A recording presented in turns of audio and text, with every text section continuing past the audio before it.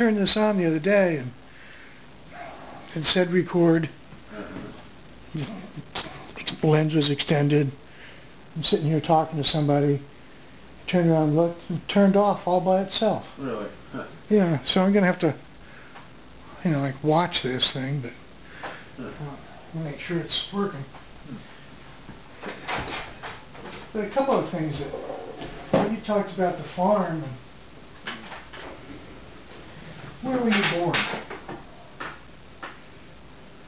Well, I was born in Middletown. Yeah, hospital? Yeah. Horton? I'm not sure if it was Horton or the old sanitarium off of Academy. I'm not sure. I think it was Horton. Yeah. I think. Where was your dad born? Middletown, I believe. Yeah. In Middletown. I think they were living in Middletown when he was born there. Yeah, were they on South Street at the time? I believe it was South Street, yeah. Yeah. There's a picture I need to have you look at eventually today. It's supposed to be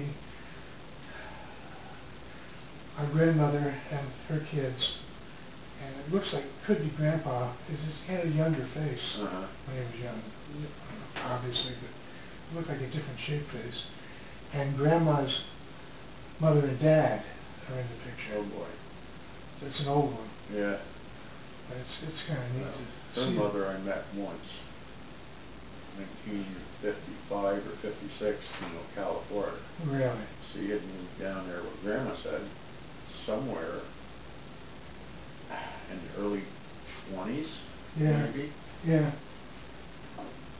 And settled there. I was scared to death to meet her.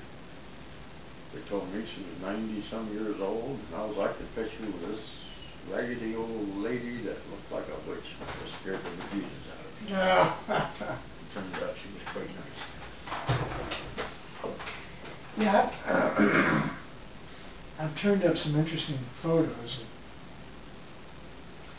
A few photos that came up with Paul. Some of the photos are just Florida relatives that were distantly related to. And then there were a couple of real choice photos in there.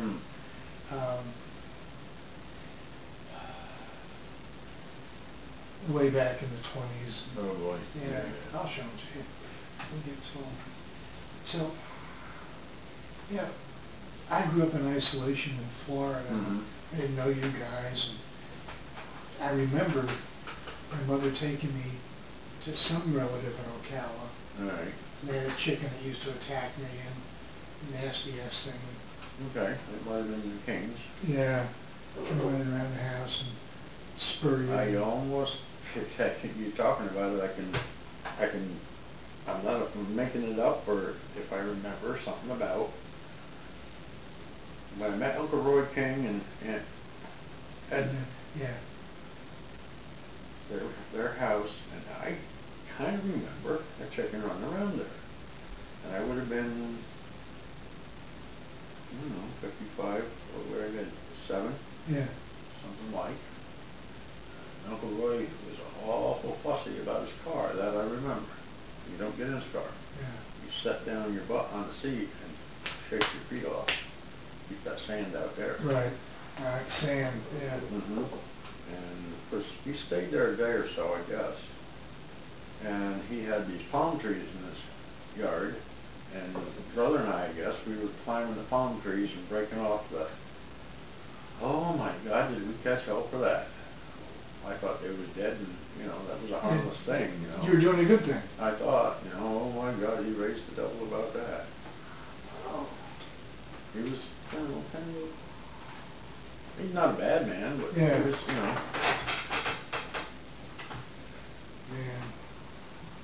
That was the first time I had hush puppies. That animated. And green beans with bacon or hog fat and that's what Helen does. almonds in there, I think. A little bit of, oh my, they were good. Water chestnuts or something. That might have been. Yeah. I said, and boy tasted them, was, I want more. And the hush puppies, they were a little bit spicy, and I've always kind of went to the spicy.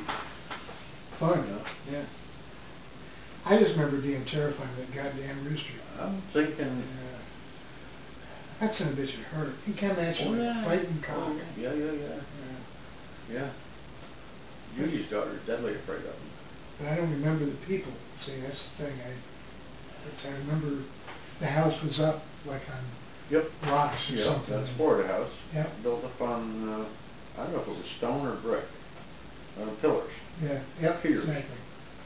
That rooster come out from under that house like a guard dog. Oh, bastard. Yeah. If I could shoot it today, I would. There's so much of the family that I never really... Well, same here. You know. Yeah. And my mom and dad got married, but Aunt Mary was at the wedding. Okay. Aunt Mary and your dad. All right. And I see, got their marriage license, and I've got a couple of pictures of the wedding, but, you know, it was 1944 in the war years. All right. That's 4 years before I was born. And then you've got, I had some pictures of Mom on the farm visiting with Dad. And then I remember my mother took me to the farm. I don't know, maybe I was 12 or something like that. We were up north for some reason. And I remember Grandma, I think we spent the night there, I'm not sure. I remember the barn, I remember the kitchen, and I remember other people living there. It was a big house. All right. And Grandma cooking eggs on her wood stove. Oh, yeah. Yeah. So that's it. I have very, very few memories of the farm. Now, when Paul took me out, you know, somebody else is living there, and I get the pictures of that place are beautiful. The farm is just beautiful. They've got it. Been working at it. Yeah. Been a lot of years. I haven't been in there in ages.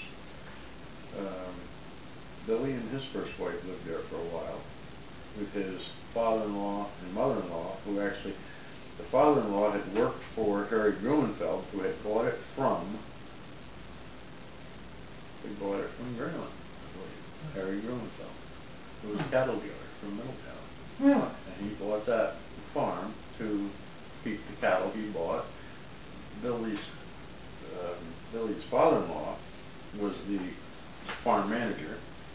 He did the milking and the feeding and took care of the cows that came in and, took care of them, and then they would sell them off here and there. Yeah, that thing does not look like the same to you at all, but No. I had it aimed over so I could get Judy, but she disappeared. Apparently she went out soaking the sun. She got a case of the chilies too. Well, hell, you're just perfect. This is... I even got my coffee cup there. There you go. I'm sitting on my damn wallet.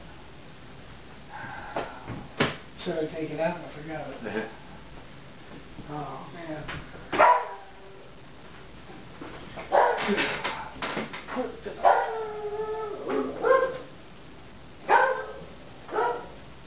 Tell me over the history of your dad a little bit. My dad?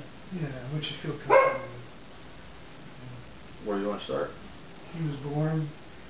I'm not sure where he was born. I know stories I heard. He started farming somewhere around 16, I guess.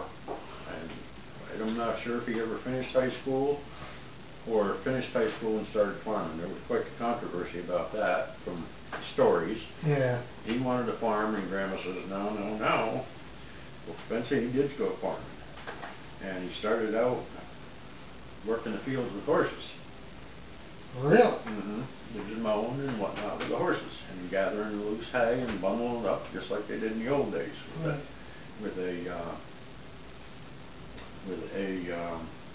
we called it a dump rake. Yeah, You'd big old go rake. behind and then lift it, and it would leave a pile, and you pull it. And he had, and I remember what they call the hay elevator. It was a device you pulled behind the horse, and it had fingers on it, and then tines that took the hay up a chute and dumped it into a wagon behind you. Oh. I remember it vividly because I got the holy hell for walking behind it on the hills over there. I used to love it yesterday. Who did? I wanted the pictures of each state as we entered the state. And I said, like, what for? You know, well, I'm doing a record of our trip. Yeah, we've been to New Jersey many times. We've been to Maryland, I don't know how many times. Yeah, but this is different. So then I had to try to get one of entering the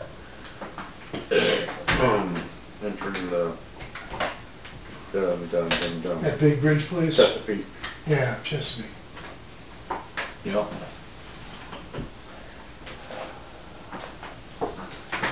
You get a hold of this. Okay.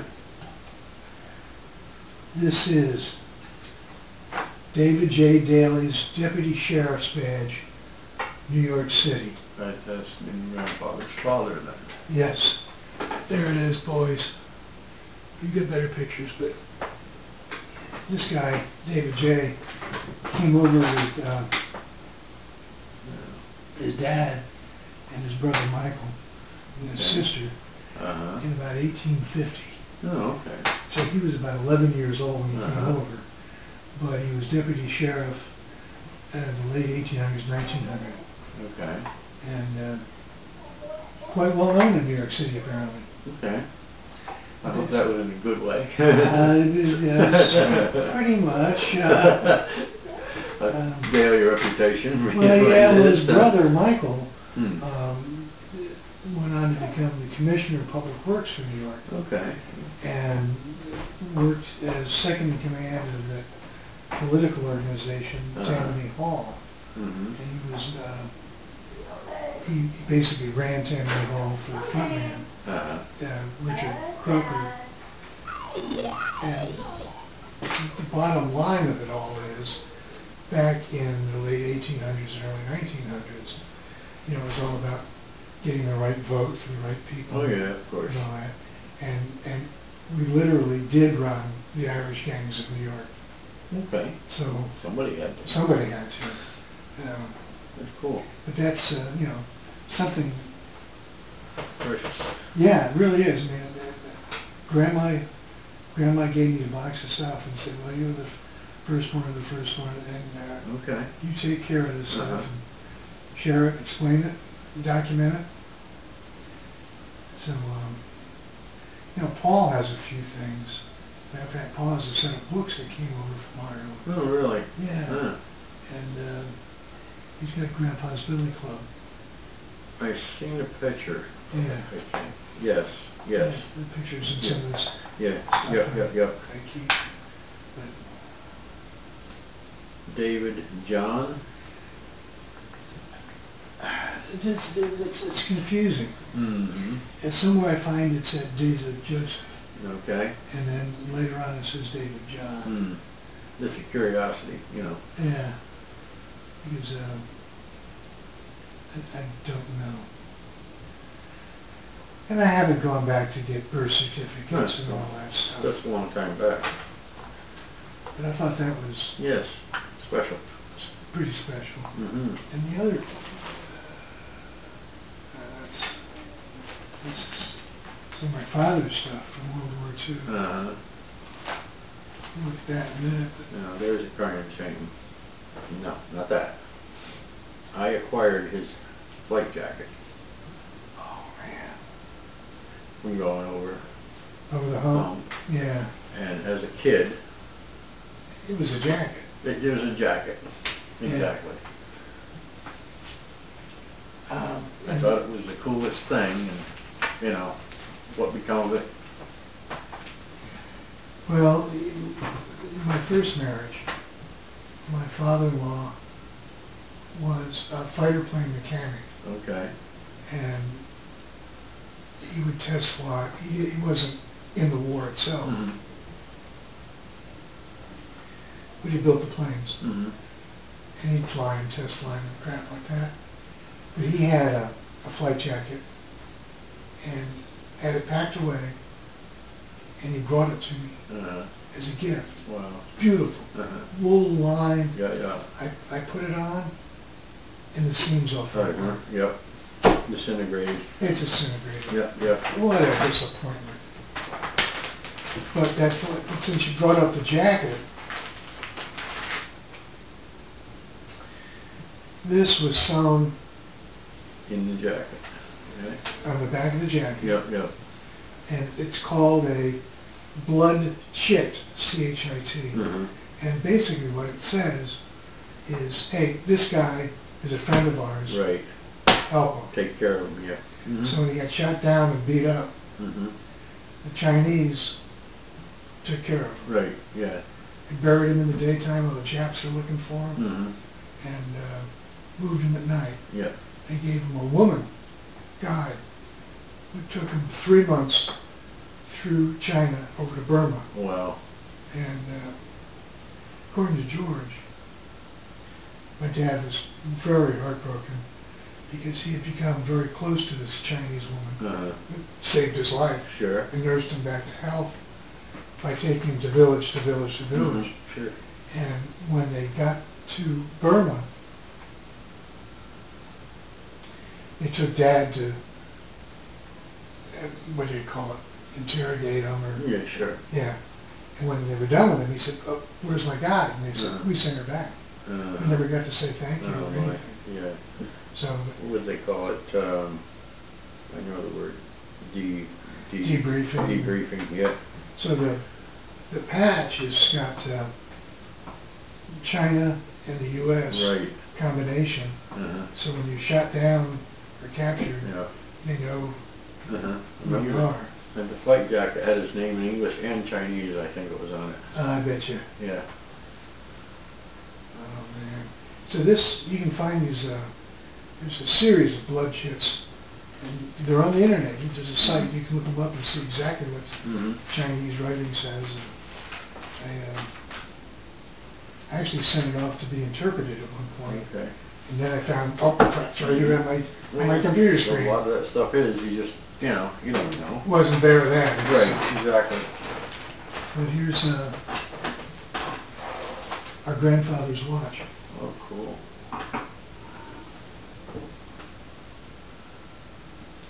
Now Dad had that, and it was set to the time Grandpa died, but somebody has since wound it, and Okay. I don't know what time he died. Nice watch, huh? Nice engraving. Yeah. And of course he's just there's a screw there, and actually it just comes right out. Wow. Get rid away. Yeah. Now who else had one? There's a pair of them. Aunt Catherine's husband Uncle John. had one of those. Mm-hmm. Mm-hmm. I couldn't remember right off who it was, but... Uncle John worked for the railroad for a long time. No, did he? Oh, yeah. He was a conductor on, and I don't remember which train. I don't know. But the story was, Aunt Kay and he were involved in an auto wreck. He was killed in the auto wreck. Oh. She was near dead. She recovered. Oh. She died twice on the operating table or something. They had to remove her spleen. And I was a youngster, but they said I think the car wreck was actually a good thing because he had bone cancer Oh, no. from bumping his shins, getting up on the railroad cars, the steps, Yeah. and based similar to what Dad. Well, how did your father get cancer? They said from bumping his thigh, from giving the cows pills. Really? That from constant bruising of this one spot, It just... it turned cancerous. It took him the longest time to find it. Really? Well, he was a very muscular man, Yeah. and I don't know exactly how heavy he was at the time. I remember the 235 Yeah. figure being, I've got some spoken of. pictures of him. He was, he was a rubber man. What really surprised me was, I didn't know your dad. Mm-hmm. Yeah. Well, But my father would call me up to tell me about it. And I'm like, somebody I don't know. I don't Telling know. me stories about somebody I've never met. yeah, Yeah. this guy lives in Alaska, where? Mm-hmm. Yeah, I understand that. It's like, I don't know. The battery is fully charged, and it should go, well, maybe it's already gone its length. It's supposed to go about 45 minutes. I might have to put another memory card in it. Or get a different kind of camera. But I got it. Dee used to come out and spend a weekend or so on occasion out there. Dad used to tease the living daylights out of her. Something about, I don't know, was it she liked the freckles or didn't like the freckles, and Dad would tell her to walk in a fresh cow shit, and that would make them come. And she would. She'd go out in the yard and walk in the fresh manure, any place she could, and in the barn behind the cows, walk in the drop barefooted. Oh my God. Well, she was as gullible as the day of dawn. This is our grandfather's baby spoon. Oh. And it's got an inscription, David, 1896. Oh, wow. Yep. I'm not sure he ever used it, but it's one of those things you get as a gift. Uh-huh. Yeah. 1896. Wow. 100 years plus. Yeah. Yeah.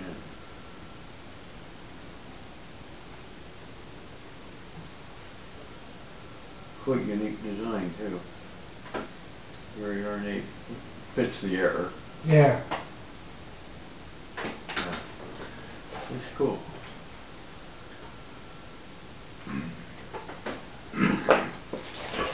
Let's see. Dad's war memorabilia.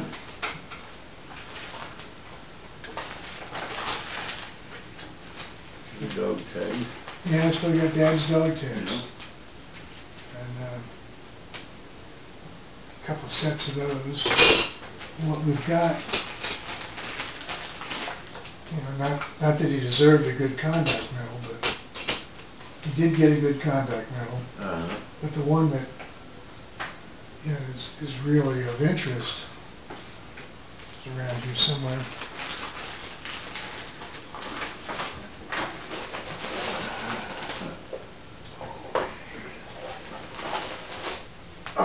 Here's the one that he's most proud of.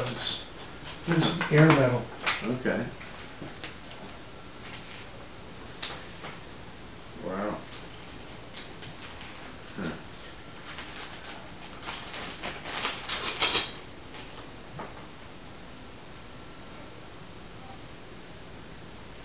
And I've got what's left of the newspaper article.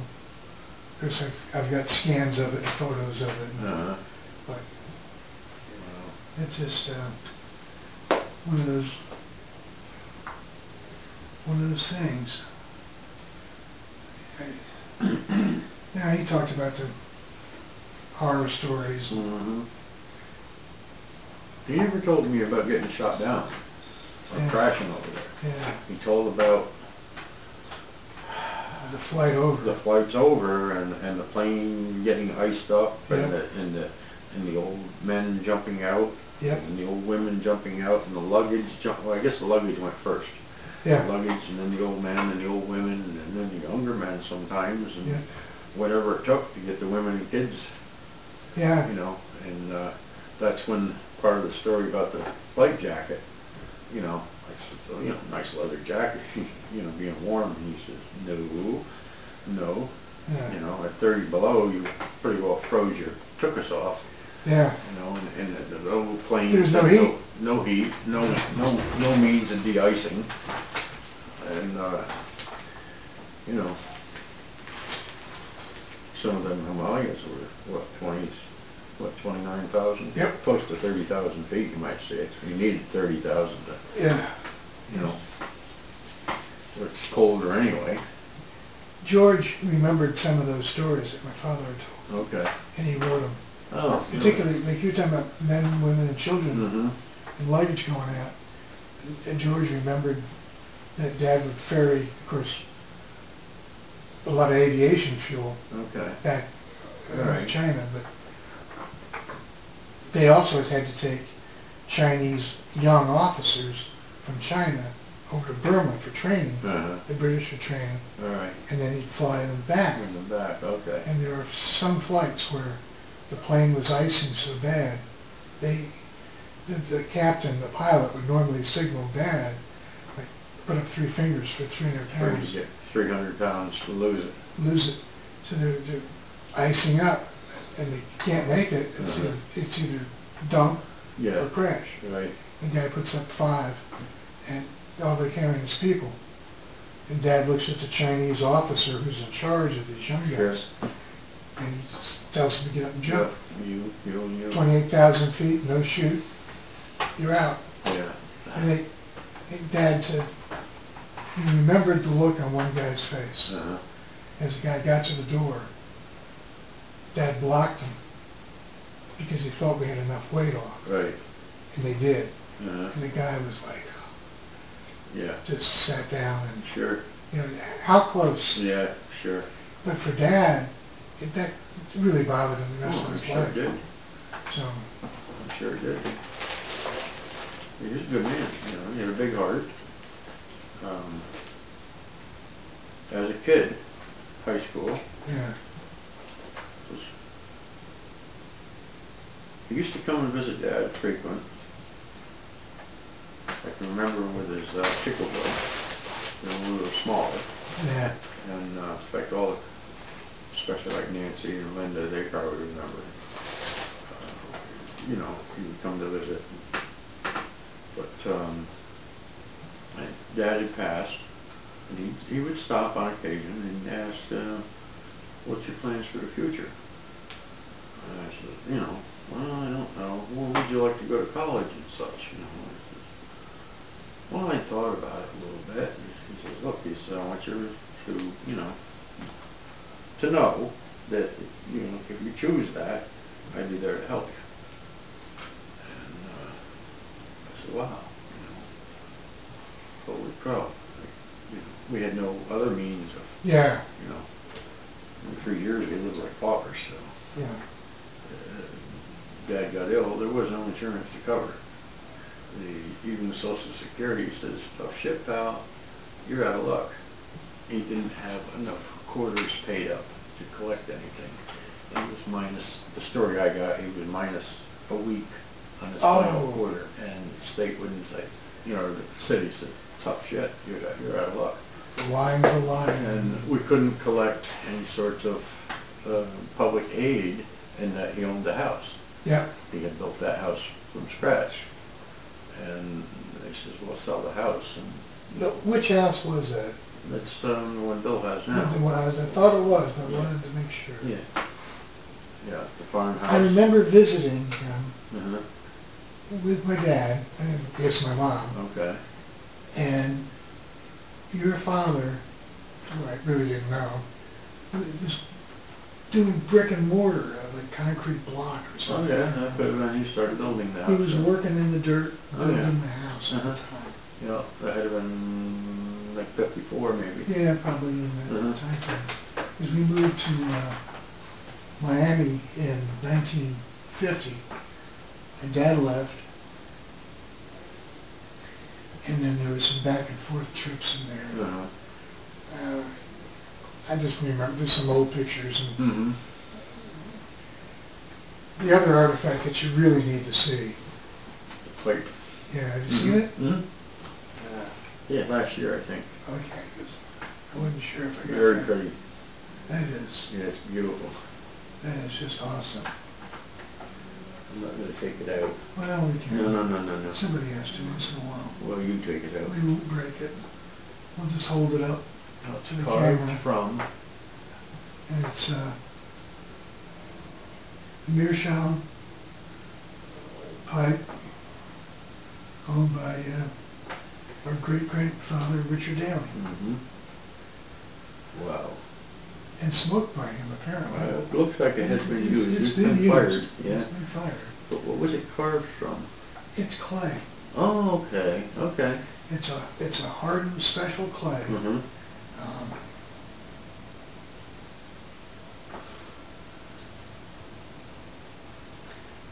Every now and then I take it out and look at it. I'll never light it, but what seems to have made a difference in all my research and looking at pictures of these people that are our relatives is they want to be remembered. And here are these things that they've held and they've touched. And to actually pick up something, a pocket watch that, is, you know, or a baby spoon that for 1896. And I think there's a meaning to all of that. Absolutely. There's a connectivity. So it's worth doing. It's worth sharing. Oh yeah, absolutely. And I wanted you to touch that, feel that. Yeah, I understand. Yeah, it's like we've all touched it now. Well, it's as I say, you know, I've been in a predicament just a little bit, and now I'm like, what are you gonna do? You know, when inevitably I'm not going to be here forever anyhow. No, never sorry. I've been thinking about this for some time, but I haven't come up with a blasted answer, and I don't want to leave it until... Yeah, now's the time to decide. Exactly. You don't want me fighting over it, you No, want this no. or that. I just want to... Said and done before. And that's what I'm doing. Surprisingly, my oldest daughter is really interested in all of this. Okay. And what she wants is pictures of relatives to decorate an entire wall of just who's who. And it's my middle daughter, she's just right in the middle of it too. She's interested in everything. But the older one, it's a slightly different view of things. The younger one, good view, right there. And Patrick, he looks at some of the old tools that I have.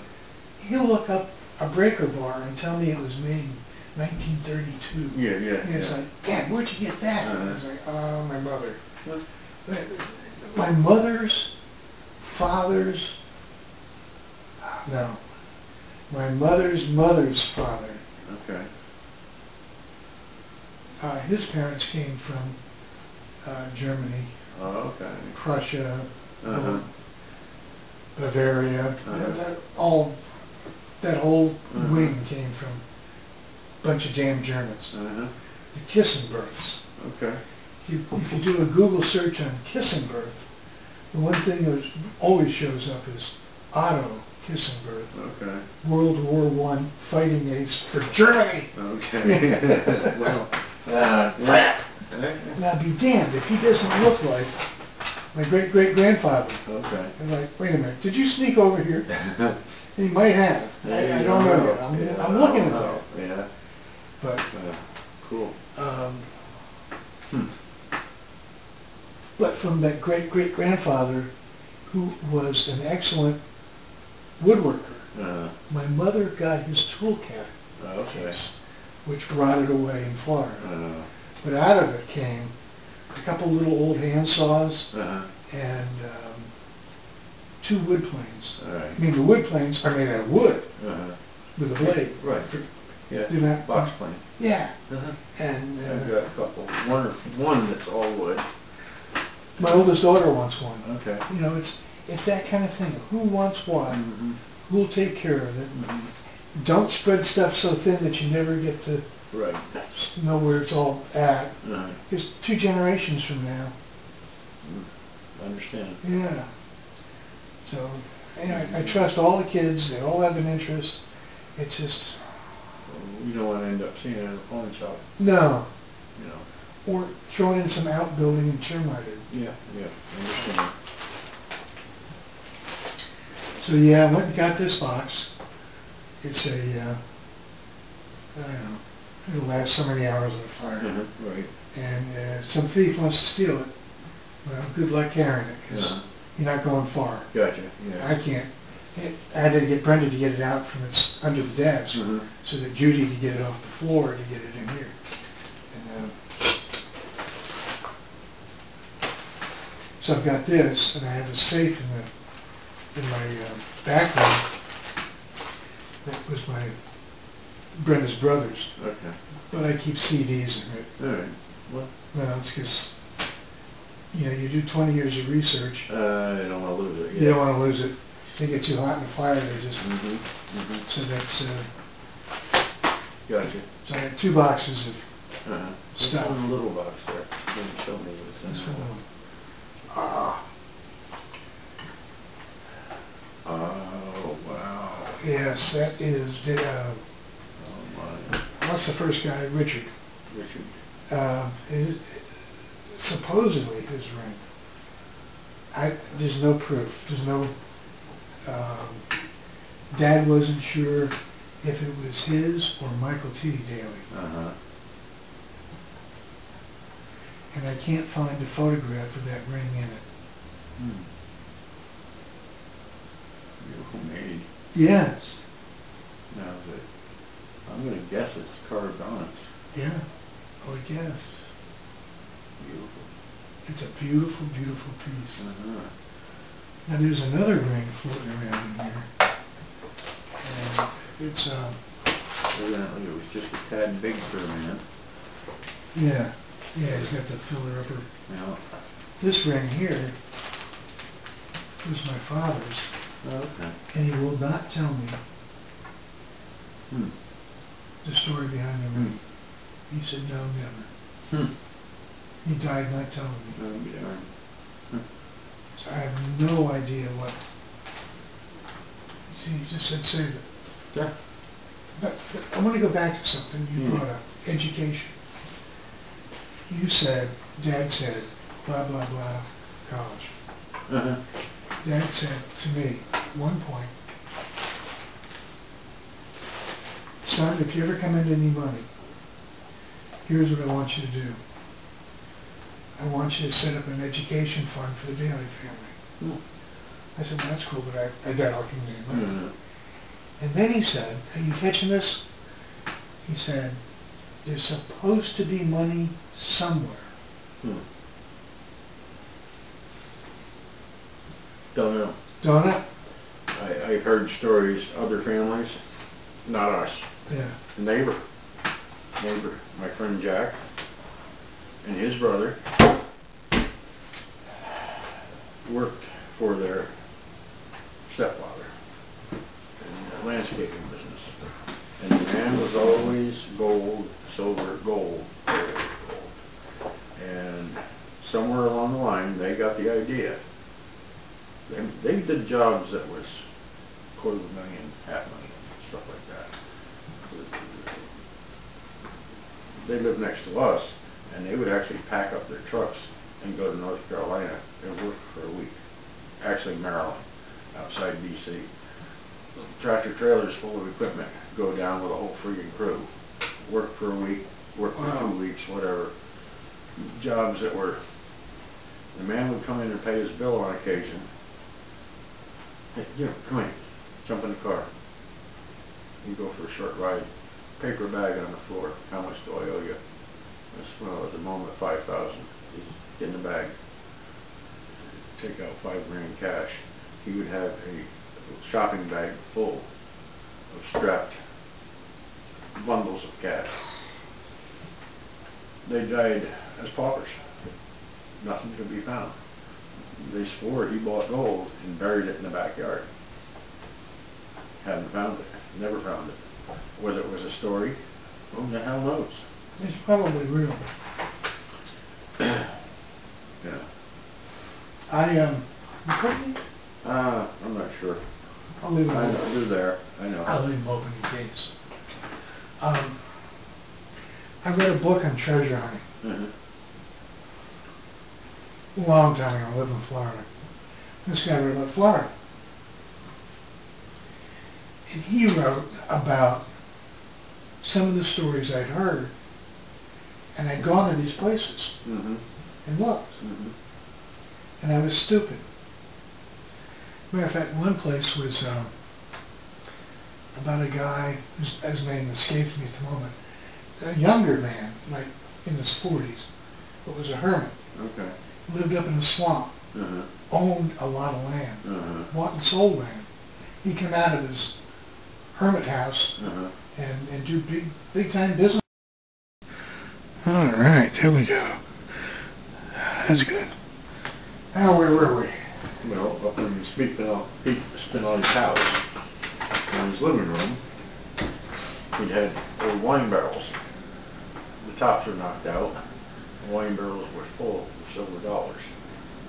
Oh! The comment was made, you leave them things sitting here like that? And he says, well, if you can lift up the barrel and carry it out of here, you can have it. Who can carry? Yeah. Who could carry a 50-gallon wooden keg full of silver dollars? $1 at a time. What happened to all that? God only knows. He was out of the city. He was a true Italian. Whether he was mafia, I have no clue. I mean, the character of the cars says he could have been. He was a true Italian for sure, in that his personal garbage pile was the gallon-sized olive oil cans. Just that's what they were, in wine bottles. Met him a few times. He never come out to see us when we were fishing or nothing. He just totally kind of ignored us, and we ignored him. He's passed on eons ago. Whatever happened to the place, I went past it a few weeks ago, and it's kind of dolled up and whatnot now. Like, of course, if the family still has it, I have no clue. Whatever really happened. But just some of these old stories. A guy I worked for, he was in the tractor business, and he could sell tractors. He couldn't make a penny selling them, but he could sell. We started three years in a row. We won awards for selling the most tractors.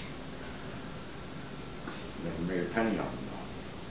So he relied on money from the family and such and that.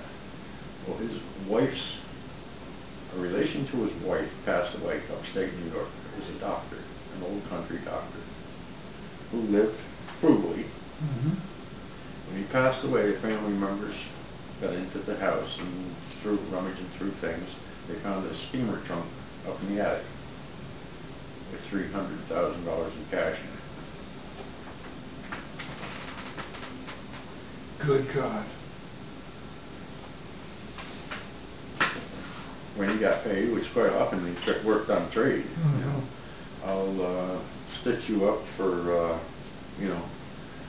50 pounds of beef or whatever, a couple, 3 dozen eggs or something like that. In the old days of trading back and forth. But he had brought in money and he never spent it. Didn't need to. He had it stashed away. So it was around 1963, 64. I heard stories about a guy, older guy, had a houseboat at Jupiter Inlet, Florida. The old bridge, you go over the bridge, over the inlet, and his was like the second slip on the left. Boat got sunk in a hurricane. Pilings were still there, but he tied up. Story was, he had a pot of gold coins. Okay. And I driven by, I stood there, I looked, wondered where the hell the houseboat went. And the guy, the storm hit, everybody was gone. So years later, this treasure hunting book comes out, and I read it. Treasure hunter, heard the same story, went to the same place, put on the scuba gear, came up with a pot of gold coins. Oh my. The guy had tied it under his boat. Oh. And during the storm, the line broke. Yep. The pot, iron kettle with a lid on it, oh my. still sitting there, with freaking gold coins in it. Oh my. I had swim fins and a mask, coin at a time. Sure. A couple, Yeah. Kind of like the Mel Fisher, but he does a lot of research on that. Yeah. Quite often, I guess the research costs more than what he recovers. But, yeah.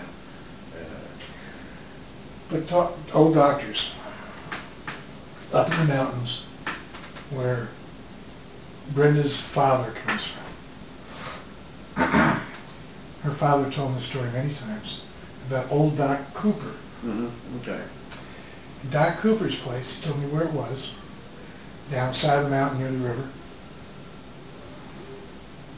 Doc Cooper, country doctor, mostly trade, Yep. but he had money. Uh-huh. When we went off the gold standard, he sold his gold and came back with some wash tubs full of silver coins. Okay. So he traded the gold for silver and buried it and eventually died. And nobody knows what happened to it. Nobody knows what happened. So I go find his house. I have a metal detector. All right. I go down the side of the mountain, long story short, the chimney's there. I've got great pictures of it. Yeah. And the floor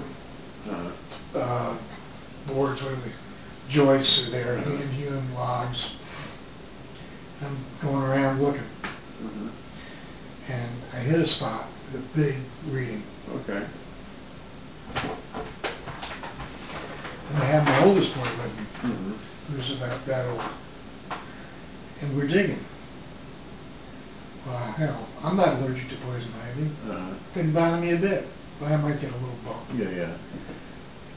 I look over at my son, and he can't see. Can't tolerate it. Okay. So we're back up out of there. I get him in a bathtub. I get him medication, and then eventually I go back.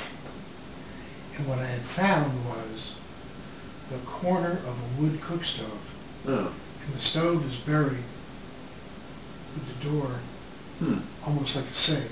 I've never gone back to dig it up. Oh boy. Huh. So when I went back, there were posted signs, and somebody had cut a road down and had a trailer down there. It's probably for hunting or fishing. I don't know if they knew the story, but for years it was posted no trespassing. And now the signs are gone, but I can't climb the damn mountain. Yeah, gotcha. So, but I could send somebody else down. But it's probably right. Yeah, yeah. There's to every crazy story, there's usually an ounce of truth in it. Well, I'm up there with the metal detector. You heard the readings, yeah. Well, but some friend of my father-in-law's comes by.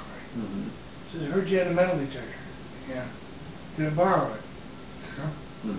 He said, my father buried some mason jars of coins in the yard. Okay. Don't know where they are. He brought me the detector back later that night and said he found 3. Oh boy. I said, where's my cut? He said, what? Yeah, right. Yeah, right. But they're in the yard. Well, it's a way to do things back in the day. Yeah. You know. Maybe not such a bad They thing. didn't Considering invest. what's going on today. They didn't, for the most part, didn't invest in something. They stored it. Best they know how. They claim Jesse James has got jars of gold stored all over. What the heck group did they call it? I watched one of those programs with digging up little bars here and there. Yeah, here and there. And little signs carved in rocks and carved in trees. And there was some group he supposedly belonged to. I don't know. Not like Knights of Columbus, but Southern, you know, something to do with cavalry and whatnot. But they were all for the cavalry, and they said, oh, the cavalry will come back, the Southern, the Confederacy. The Confederacy. You know, I don't know. Well, supposedly he stole and stole and stole, and that money he stole wasn't recovered. These guys going nuts trying to find it. Yeah. You know,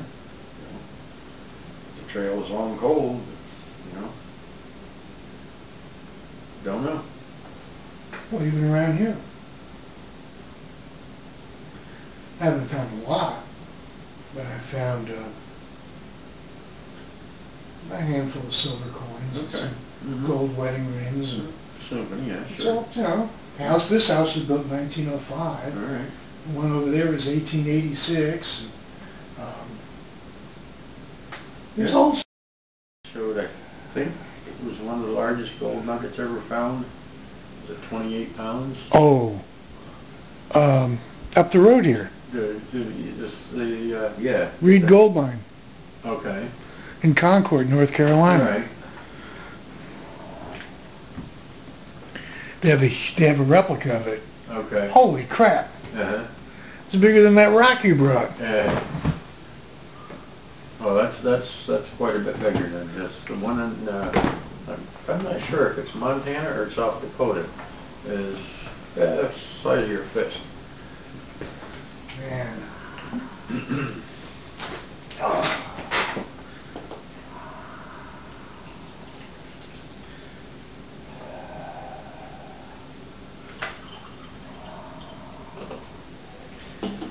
Fruit juice.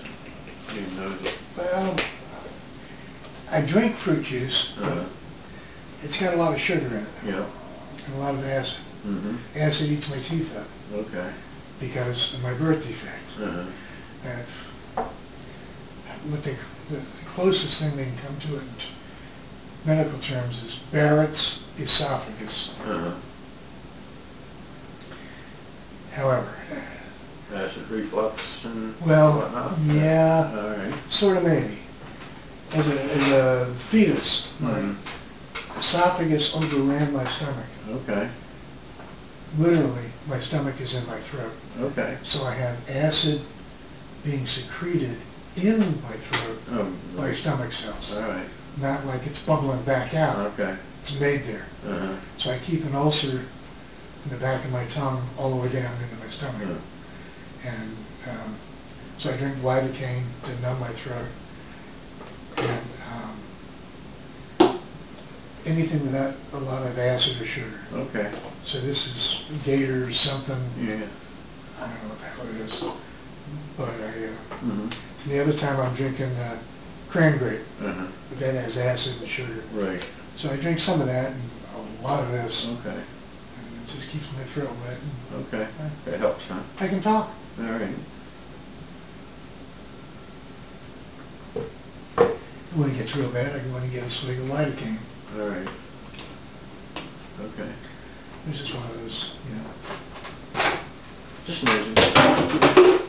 life sucks and And here we are. you do something about it. And here we are. Yeah, you just do what you can. You do what you do. Yeah. If you do, you do, and if you don't, well, Yeah, I would. that's It's your problem. as they tell me. Yeah, because we got to do what we got to do. So, Hey, Daisy. You're a good dog. Yes, you are. It's past your lunchtime, isn't it? uh-oh. She knows. Yeah. You got to go tell Grandma. Go bark at her. She will too. Good dog. Poor old thing. Yeah, I've always been fond of beagles. Just hounds. Judy had one that was 13, 14, I forget now. Yeah. I had a good old age for, For a beagle. Beagles don't go as long as others. She's over 10. Still doing well though. She used to be much dark. She got gray when Patrick's dog moved in. Okay. Yeah. We're out. A vicious dog. Yeah. Chewed her up. But she puts on his place when she needs to. But Patrick's got this dog that's I'd pay a lot of money to have that dog. Yeah. He's Australian Shepherd and some other things with big teeth. Huge teeth. Oversized. I'll show you a picture of it. But he'll protect your ass no matter what. He'll bite on command. Okay. He'll bite friends on command. Okay. And Patrick and his wife have a new house a new old house he's fixed up in Belmont, not far from here. Right. 8 miles. And they had friends who were in Charlotte at a party. The party was a zombie party. The friends came over to visit in zombie. Okay, yeah. The woman came in dressed as a zombie, and Patrick's dog Zeke took her down. Oh my. Instantly. You don't belong here. He threw her down, bit both knees, bit both hands, and stood over her going, "What now, bitch?" You know, he could have tore her throat out. Sure. But he didn't. He just put her down, disabled her. Yeah. Okay. Yeah, now what? Yeah, now what? When I was really sick, though, some days, though, really bad, he'd get up in bed and stand right over me. He'd stand, paws on each side of my shoulder and look at me. I'd swear to God, if he knew how to dial 911, he would have done it. I tried to teach him, but the paws just too big. But that's one hell of a good dog. We had workers here. We didn't have air conditioning down here for years, ever. And with my breathing, we figured, okay, we'll do air conditioning. And they came out with a crew of 8 people. They put a new gas furnace air conditioning unit combo and a thing outside. I had to introduce each worker to the dog. Patrick's dog lives here. Sure. Just introduce him, friend, fine. Introduce him, friend, fine. The 8th guy. Oh, Zeke wanted to kill him. No part of him. No part of him, for whatever reason. Well. I had to put his harness on him and a leash just in case he got loose. I said to the guy, "Dunk him in the ass. They'll kill you." It's often been said that dogs better character with people. Oh, hell yeah. I just always wondered what the hell it was. No, no. I've had more than one occasion. In past years, I've had a couple of dogies, and nobody really bothered them. But a certain individual would come in the yard, and this dog would go ballistic. Yeah. You know, I knew the characters; they were not good. You couldn't trust them watching them. Yeah. You couldn't trust them watching them. You know, unless you could see both hands, then you didn't know what their feet was up to. Right. These were, a couple of them. In fact, I had a plate. There's a plate glass window in the front of my shop. Yeah, probably 5 feet high and 8 feet wide.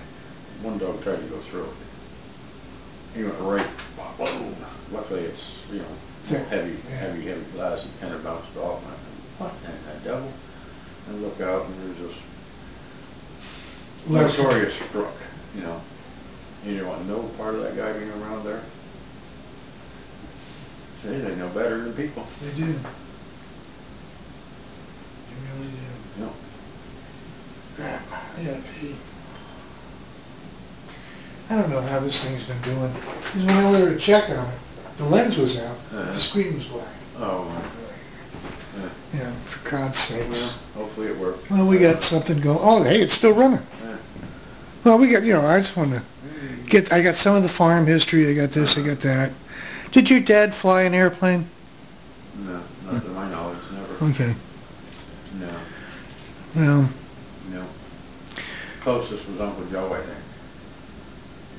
Upstate New York, when he was in a rescue.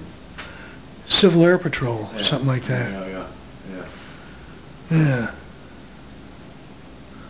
Huh. I'm going to turn this off and go take a leak. All right.